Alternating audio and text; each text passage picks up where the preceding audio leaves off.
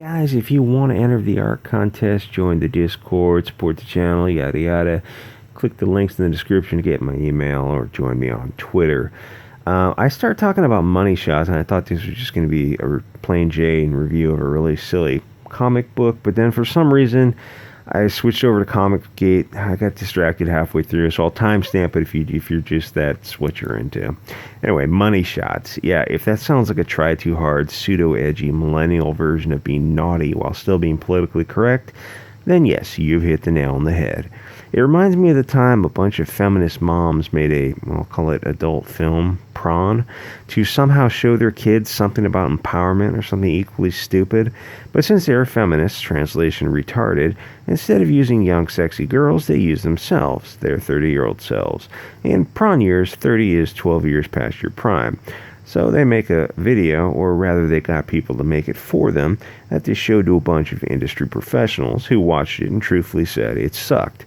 This is on YouTube if you want to watch the video. But these moms, well, you can't see the video, but you know what I mean. These moms managed to package it and distribute it to stores where nobody bought it because nobody wants to see naked 30-year-olds when you can see naked 18-year-olds for the same price. Adult films is about rough, silly sex that isn't really practicable for amateurs to have. It's way more graphic and violent than real sex because it has to be overly expressive for the camera.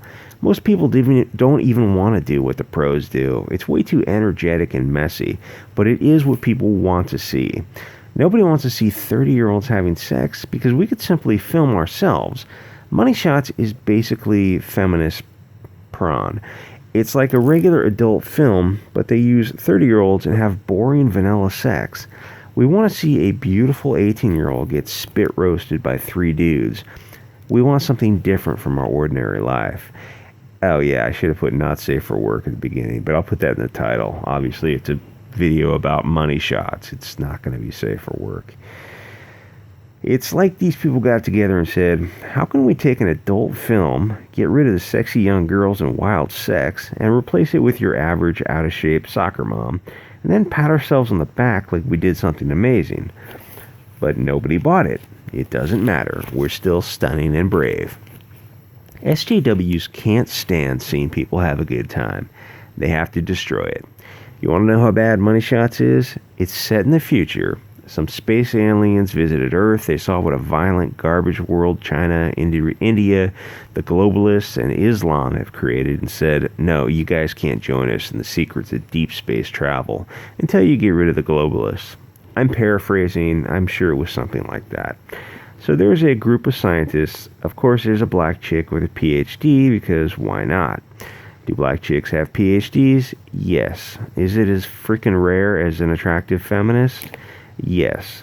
Then there is some vaguely browny Araby dude with an Arab first name and a Jew last name, like Omar Goldenbergenstein. WTF. If you think 100 years in the future they're going to get along, the Jews and the Arabs, you're out of your mind. The Jews have hated the Arabs for thousands of years, and I'm sure the reverse is true also. SJWs create the most bizarre fictional worlds. Oh, look at us. We're all integrated. All cultures are exactly equal. There are no differences at all. These are the same limousine liberals that live in gated communities. Anyway, I'm trying to say that Money Shot is like a hot, wet load of cringe blasted all over your face. It's a Japanese schoolgirl bukkake bath of cringe. They are in the future, full of scientific advances. Yet the idiots are sure to include a scene where they use condoms. Why? It's the future, you twats. There are no STDs. They got rid of them. You have this group of scientists who are like, smart and stuff, but it's written by liberals who have never actually taken a chemistry class or even read a popular mechanics. Actually, those popular science magazines for the beginner, the amateur, they have a lot of really good articles in them. You could actually learn a lot. Actually, you could learn everything you'd ever learn in a college chemistry course, probably on YouTube videos. Anyway, there are these 2 scenes where the science chick says something like, OMG guys, we are sciencing. It is absolutely lame. This is fiction. It's a perfect opportunity to have your scientists working on something cool. If it were my story, I'd work on a trebuchet that could achieve escape velocity and could send Mark Waid, Dan Slott, Gail Simone to Mars. If I remember correctly, escape velocity is about 11 kilometers per second, so I would have them design it out of carbon fiber, powered by communist blood and feminist tears, maybe lubricated by feminist lard. Lord knows there's no shortage of it. The trick with the trebuchet is that the acceleration is so great that it would crush Mark Waid like a fat grape. He wouldn't even have time to freeze to death or asphyxiate in the upper atmosphere. Definitely misspelled asphyxiate. Not even close. It's funny, I can't spell, but I can tell you when a word is not spelled correctly. It must be the dyslexia. Would be a real shame. But we could practice with Tim Doyle, Dan Slott, pretty much every single person who works in mainstream comics. Build it big enough to launch a dozen at a time. We want not merely to send them into orbit, but to actually send them to Mars. It may take years to get there, but I'm sure they would agree that the trip is worth it. Of course, it will be up to the Martians to catch them on the other end. If any don't survive the trip, the Martians will just stuff and mount the bodies. It would probably be the first time Gail Simone got stuffed in decades. The trebuchet arm might have to be a mile long, but hey, it's science fiction. Have fun with it. My point is that Money Shot completely ignores the potential for a fun science fiction backstory, and just focuses on the sex and feminist dog whistling. Keep in mind, this is set in a science fiction universe, but they totally leave out the science fiction. Then they dive into the sex story, you might say balls deep, but they use frumpy, dumpy, body-diverse, ugly chicks. But of course, the men all look like bodybuilders. Feminists never seem to look at their own glaring hypocrisy. For some reason, body diversity is only showing obese women. Where are the men who look like EVS, Kelsey Shannon, Cecil? Why is there no love for obese guys? Is Cecil not deserving of some love? I call these kind of stories pseudo-edgy because it has a provocative title and the topic is risque, but since it's written by feminists, it's not actually going to be sexy because feminists seem to want Sharia law where women are slaves who know their place and sex is haram. Yeah, you're having sex with a fish and you need a condom. Great. Basically, the plot is this group of degenerates wants to make adult films with space aliens because people on Earth are bored with prawn. But that isn't how adult films work. All you need is pretty young girls who are very flexible and enjoy sex in every orifice. I already said this is not safe for work. People mostly aren't looking for anything exotic. They just want to see a pretty young girl getting railed. That's it. It's not rocket science. Of course, the three girls look like what you'd expect. Ugly with A cups. One of them is fat, but the dudes are, of course, in shape. Oh, and why am I talking with my hands? Remember, Captain Marvel with the cutesy-wootsy tabby cat that scratched Nick Fury's eye out? Well, this comic also has a kitty because everyone loves kitties. I remember when Captain Marvel was reviewed, they said that the cat stole the show. That's not a good sign. The actors are supposed to steal the show. Brie Larson was upstaged by a tabby cat. And the one-eyed black guy, what's his name, was treated like a bitch with a girl half his age. I think he was the guy in Matrix, or maybe Blade. Just kidding, guys. Though I doubt any SJWs are listening to this. Somehow I don't think Kwanzaa has me tuned in. He's probably working on White Devil Bad, book part 3. Just for shits and giggles, I wonder what would happen if Kwanzaa changed his tune a bit and made the redacted the bad guys. I assume Mark Waid would lose his fucking mind. Okay, I was a little salty when I wrote that, and a little salty when I wrote what follows, because, well, you'll find out. Now, I'll timestamp this at 9 minutes, 9:22. I'm without power in the great Hispanic shithole known as California. Thanks, Democrats. California has money for Mexican welfare, but can't take care of our own infrastructure. Mexicans flee their shithole homelands only to come to shithole California. We may not have power, but we have the taxpayer paying for Mexican health care. Anyway, I keep dipping into Twitter. We can't make cell phone calls, but the net still works for some reason. I see that Mike Miller and EVS are still fighting. Now, the White Lily guy, Preston Poulter got dragged into it because he took a photo with Renfamous. I guess they were at a con together. Why did he do it? Who knows? Was it tongue-in-cheek? Was he trolling EVS or Renfamous? Or was it not even that deep? I don't know. But it was enough to make EVS lose his mind on Twitter. Where does he find the time to be on Twitter all day and be on YouTube? No wonder his book is late. He must live on the internet. A lot of what people were complaining about, I didn't really understand before I got on Twitter. If you're selling a book, sell your book. Leave the internet blood sports to people who aren't selling a product. Even people who are neutral and looking at its behavior and saying, maybe bringing in the pros was a mistake. The pros came in, made a ton of money, then started acting like assholes who wanted to control everything. I don't follow EVS on Twitter because I don't want my account blocked. Because if you follow some people like Yellow Flash or Tug or EVS or Diversity in Comics, some of the pros will block you, and it's just more important to follow them. Actually, I'm not following any of them either yet, but I just got on. I'll follow some more people as I get on there. But people retweet him.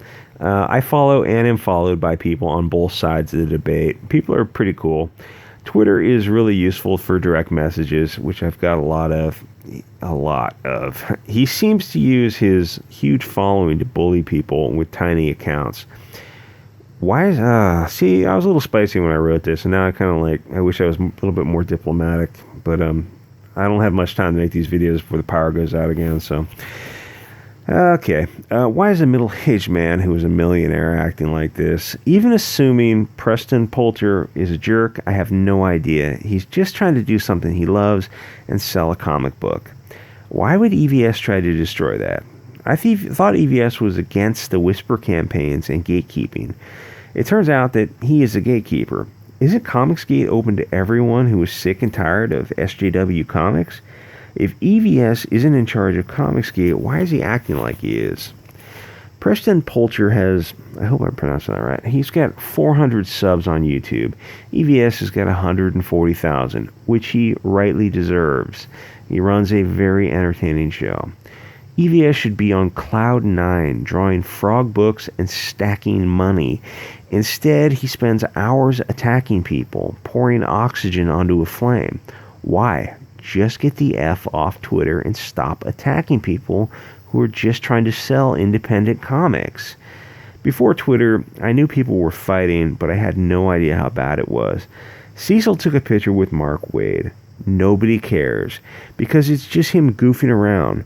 But the Preston guy takes a picture with Renfamous, and EVS goes crazy.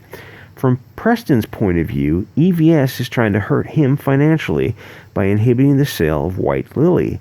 Renfamous isn't gatekeeping Preston, EVS is.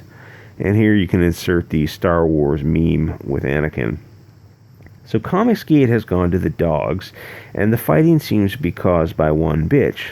Bump. But hey, I'm not trying to cancel anyone, not that I could. All I'm saying is, let's just agree to disagree and peacefully part ways. All the pros in Comicsgate just stop talking about each other. Go back to talking about Star Wars or Brie Larson, which is funny because there is a brutal rumor that Brie Larson is going to be in the next Star Wars, which I actually hope happens. Why not? Star Wars is dead. Who cares what they do to it? Everyone in Star Wars should be a transsexual Irishman, but wearing blackface so it's diverse. Maybe this is the wake-up call Comicsgate needed. I follow fewer big Comicsgate channels. I mostly stick to the small guys. Tug and Yellow Flash picked a great time to transition into Vic and the voice actor's dumpster fire. I won't name names, but I do notice more people speaking out about holding our creators accountable. I see support for EVS slipping a bit. Now, don't get me wrong, I don't want to burn EVS down, not that I could. I just want him to chill a little bit in attacking Comicsgate and call out when people accuse Edwin of using drugs. EVS has still done a lot of great things for Comicsgate, and I won't let anyone forget how many new guys he has helped. He's made projects happen for a lot of guys. We shouldn't be scared of criticizing him for fear War Campaign will Photoshop dicks in our mouths. It blows my mind that they're memeing Comicsgate and not the obese land whales Mark Waid, Gail Simone, Dan Slott. Actually, to be fair, we have our own share of land whales, but at least we can laugh at our own jelly rolls. Very few people will actually come out and politely ask EVS to cool it a bit because they need him to help market their book. But I don't have a book, and I actually like EVS, but I still feel I can criticize him. It's one of the reasons I like the Comic Book Hut. He can be a little spicy, but he isn't afraid to hold people's feet to the fire. Plus, he's so passionate, and that's fun to see. Speaking of passion, I saw EVS was in Pocket Jack's comments blasting the guy. They had a very funny back and forth. Much respect to Pocket Jacks for leaving the comment up, and for Ethan for at least having a sense of humor about it. I think EVS called Preston a four-flushing creep, some kind of poker term. Who knows? It's hysterical watching two boomers go at each other in the comment section. Okay, you can email me your art to enter the art contest or to support the channel. Mahalo for listening and aloha. Then for some reason I wrote oh and one last thing, but never followed it up with anything. I guess you and I will never know. All right, guys, I'll see you next time.